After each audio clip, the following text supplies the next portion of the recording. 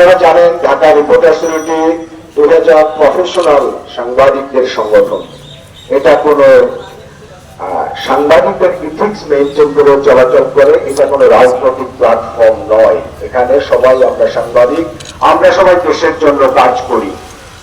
গত কয়েকদিন আগে একটি বড় কোম্পানি ওরিয়ন গ্রুপ আমাদের দেশ টিভি 3 জন সাংবাদিক, সিনিয়র সাংবাদিক সহ, রিপোর্টার সহ এবং ইন্ডিপেন্ডেন্ট টেলিভিশনের 2 জনের বিরুদ্ধে তারা মামলা দিয়েছে, মানহানির মামলা।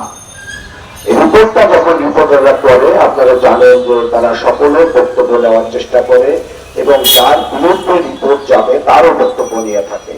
কিন্তু এখানে দুঃখের বিষয় আমি জানতে পারলাম যে ইন্ডিপেন্ডেন্ট টেলিভিশন থেকে কয়েকবার চেষ্টা করার পরেও তারা কোনো বক্তব্য দেয়নি, বরঞ্চ তারা এই রিপোর্ট প্রকাশের পরেই তারা মামলা করেছে। এটা অনৈতিক, এই অধিকারটা তাদের নেই। কারণ তারা যদি বক্তব্য দিয়ে থাকতেন তাহলে বলতে পারতেন, তারা বক্তব্য দেয়নি, এড়িয়ে গিয়েছেন, প্লাস তারা অনৈতিক ভাবে মামলা করেছেন। আর একটি বিষয় হলো আমাদের জাকির হোসেন লিটন, কালবেলার একজন সিনিয়র সাংবাদিক, ঢাকা রিপোর্টার্স ইউনিটির সদস্য, তার বিরুদ্ধে একটি সমন জারি করা হয়েছে যে তাকে শুনানিতে হাজির হতে হবে। কেন?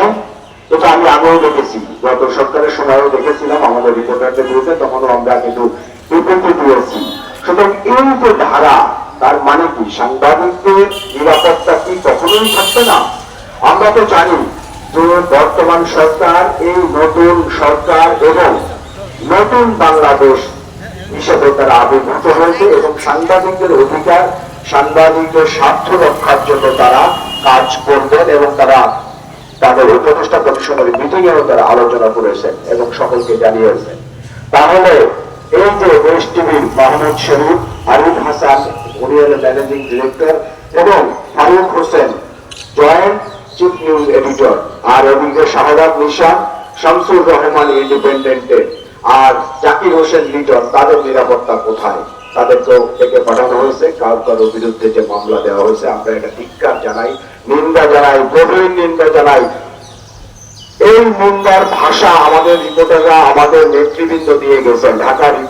ঢাকা সাংবাদিক ইউনিয়নের সম্মানিত সভাপতি শহীদ ভাই কিন্তু বলেছেন যথার্থই।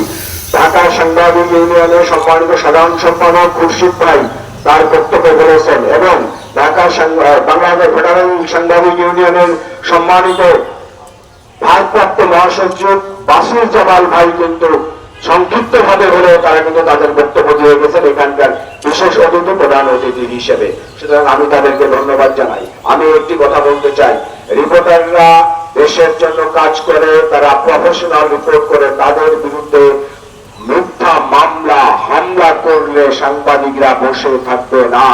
আপনারা জেনেছেন অনেক সাংবাদিকদের বিরুদ্ধে হত্যা মামলা দেওয়া হয়েছে। এই হত্যা মামলার বিষয়ে আমি বলতে চাই, আপনারা যাচাই বাছাই করুন। সাংবাদিকরা যদি সম্পৃক্ত না থাকে তাদেরকে এই হত্যা মামলা থেকে অব্যাহতি দেওয়ার জন্য ঢাকা রিপোর্টার্স ইউনিটির পক্ষ থেকে আমি বিনীতভাবে অনুরোধ জানাই বর্তমান সরকারের মাননীয় প্রধান উপদেষ্টা সহ অন্যান্য উপদেষ্টাদেরকে। আর যাদের বিরুদ্ধে সম্পৃক্ততা থাকবে তাদের বিরুদ্ধে আপনারা মামলা চালিয়ে যান। এটা নিয়ে ঢাকা রিপোর্টার্স ইউনিটি সহ অন্যান্য সাংবাদিক সংগঠন বিরুদ্ধে সংগঠনগুলো কোনো কথা বলবে না। আপনারা যেগুলো সম্পৃক্ততা নাই সেগুলোকে অবশ্যই আপনারা অব্যাহতি দিবেন। এটাই হলো ঢাকা রিপোর্টার্স ইউনিটির বক্তব্য। আর ঢাকা রিপোর্টার্স ইউনিটি মনে করে যে শহীদ ভাই একটি কথা বলেছেন, মাননীয় কোর্ট তারা কিন্তু দেখবেন, আমরা দেখবেন আগামীতে শুনানি। মনে করি একটি অনুকূল সরকার এসেছে গণমাধ্যমের স্বাধীনতার জন্য, সংবাদপত্রের স্বাধীনতার জন্য। সুতরাং এই সময় যদি গণমাধ্যম কর্মীদের হুমকির মুখে পড়তে হয়, তাদের বিরুদ্ধে মামলা হয়, তাহলে আমরা বিচার কোথায় দেব? তাহলে আমরা কিভাবে কাজ করব? তাহলে আপনারা কিভাবে দেশে সুশাসন কায়েম করবেন? সুতরাং আসুন, গণমাধ্যম কর্মীদের প্রয়োজনে আপনারা গণমাধ্যম কর্মীদের কথা শুনুন। আপনারা গণমাধ্যম কর্মীদের রিপোর্টের জন্য সচিবালয় থেকে ডেকে পাঠানোর সাহস কোথায় পেয়েছে? কে দিয়েছে আপনাদেরকে? এদেশে প্রেস কাউন্সিলে আইন আছে, গণমাধ্যম আইন আছে, কোথায় পেয়েছেন আপনারা? আপনারা তাদেরকে ডেকে পাঠাবেন? ফাইজলামি পাইছেন নাকি? আমরা বলে দিতে চাই যে গণমাধ্যম কর্মীদের স্বাধীনতা নিশ্চিত করার দায়িত্ব আপনাদের। আপনারা যদি সেই দায়িত্ব পালনে ব্যর্থ হন তাহলে আমরা আমাদের কর্মসূচি চালিয়ে যাব। আমরাও দেখতে চাই আপনারা কত দূর যেতে পারেন। আজকে আমাদের সাগরণী হত্যার বিচার হয়নি, আপনারা ক্ষমতায় আসার পরে বলেছিলেন যে অচিরে সাগরণী হত্যার বিচার হবে, আমরা সাগরণী হত্যার বিচার করব। কত দূর আগালো?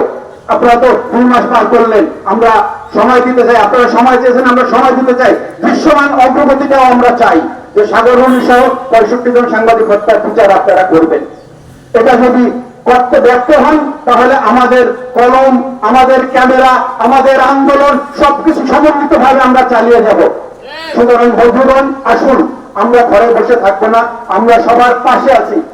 ঢাকা সাংবাদিক ইউনিয়ন, ঢাকা রিপোর্টার্স ইউনিটি সহ প্রত্যেকটা সাংবাদিক সদস্যের পাশে আছে, তাদের পেশাগত দায়িত্ব পালনে, স্বাধীন পরিবেশের জন্য, তাদের নিরাপত্তার জন্য, তাদের বাক স্বাধীনতা প্রতিষ্ঠার জন্য।